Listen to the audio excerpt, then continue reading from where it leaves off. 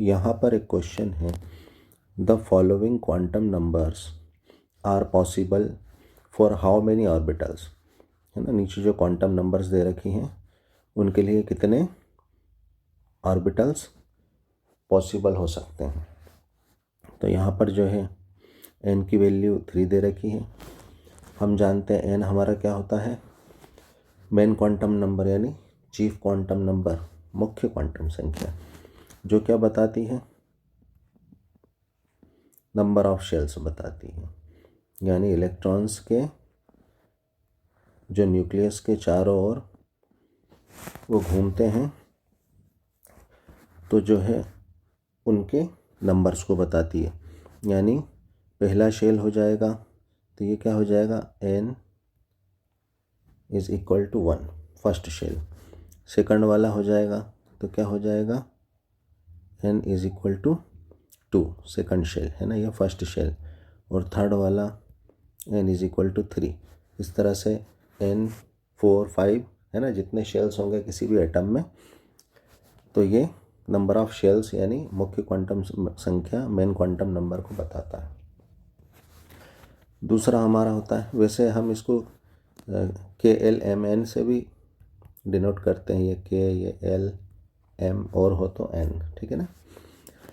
और सेकंड हमारा क्या है, L, जिसकी वैल्यू क्या है, 2 है। हम जानते हैं कि जो L होता है ये एजीम्यूथल क्वांटम नंबर होता है, यानी द्विगंशी क्वांटम संख्या। ये शेल्स के अंदर, ये जो शेल्स हैं इनके अंदर जो सब शेल्स होते हैं क्या होते हैं,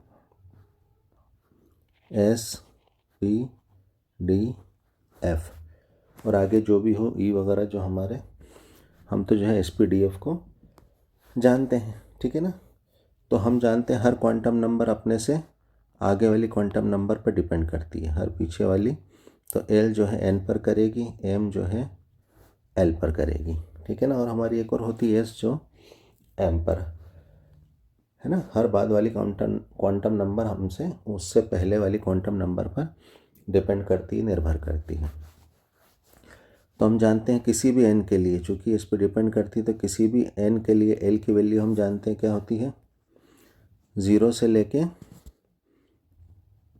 फ्रॉम 0 टू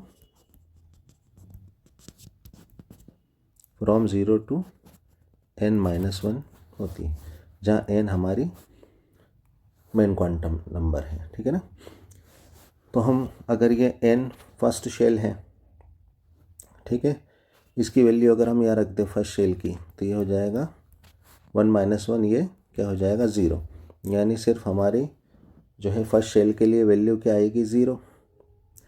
सेकंड शेल के लिए अगर हम रखेंगे तो सेकंड शेल के लिए n की वैल्यू क्या हो जाएगी, 2।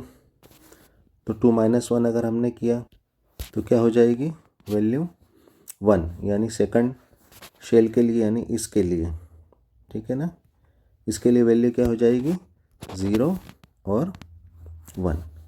यानी सेकंड शेल के लिए वैल्यू हो जाएगी 0 और 1। उसी तरह अगर हम यहाँ पर 3 रख देंगे, यानी तीसरा shell n is equal to 3, जो कि हमारा यहाँ पर ये गिवन है, ठीक है।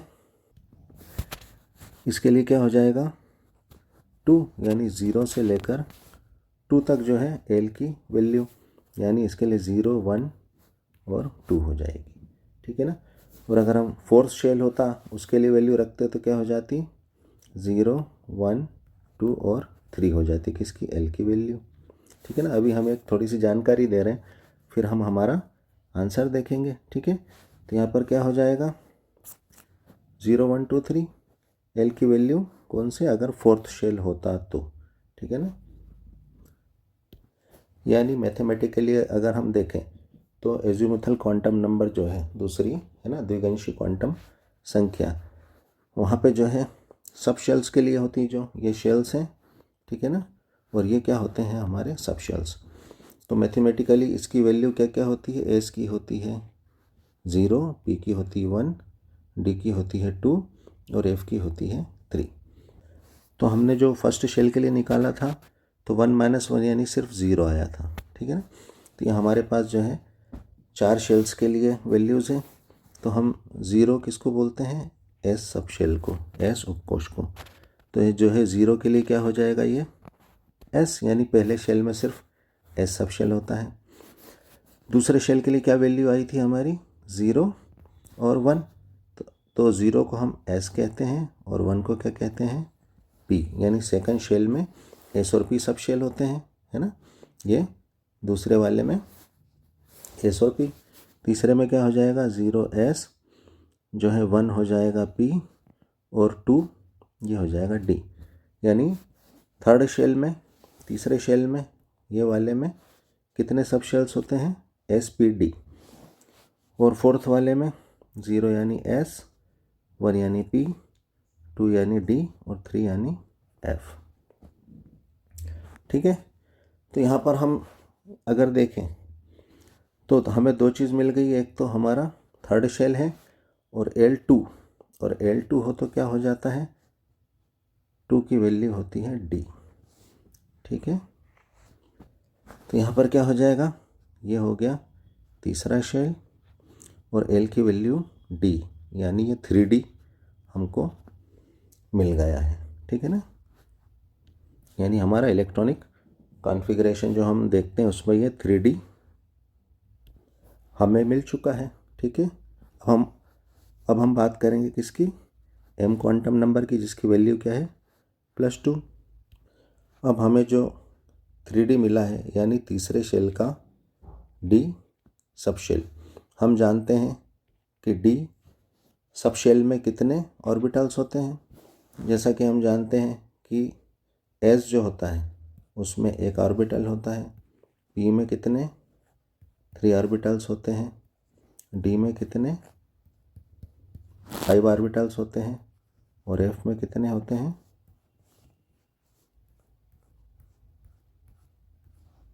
7 ऑर्बिटल्स होते हैं। तो हम जानते हैं D में कितने ऑर्बिटल्स होते हैं, 5। तो ये D में 5 ऑर्बिटल्स होते हैं। ठीक है। तो यहाँ पर m मैग्नेटिक क्वांटम नंबर से, चुंबकीय क्वांटम संख्या से हम क्या जानते हैं कि ये जो है मैग्नेटिक फील्ड में इलेक्ट्रॉन किस पोजीशन में है, कहाँ पर है, किस ऑर्बिटल में है, ये बताती है। ठीक है। और इसकी m के लिए वैल्यू क्या होती है हम जानते हैं, -1 से लेकर +1 तक होती है और 0 सहित, है ना, including 0। From ranging -1 to +1 including 0। ठीक है ना। हम जानते हैं जो उल्टी गिनती चलती है तो उसमें क्या होता है, अगर मान लो ये +1 है, ये +2 है, तो इधर क्या हो जाएगा 0, तो इधर -1 -2 हो जाएगा। ठीक है ना। इधर +3 है तो इधर जो है -3 हो जाएगा। ठीक है। तो यहाँ पर 5 ऑर्बिटल्स हैं, तो यहाँ जो हो जाएगा जो है बीच में 0 m की वैल्यू, है ना।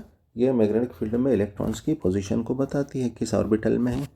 ये हो जाएगा +1, ये हो जाएगा +2, ये हो जाएगा -1 और ये वाला ऑर्बिटल क्या हो जाएगा, -2। ठीक है। तो यहाँ पर अगर हम देखें तो m के लिए वैल्यू क्या है, +2, और +2 में क्या है, एक ही ऑर्बिटल है। ठीक है ना।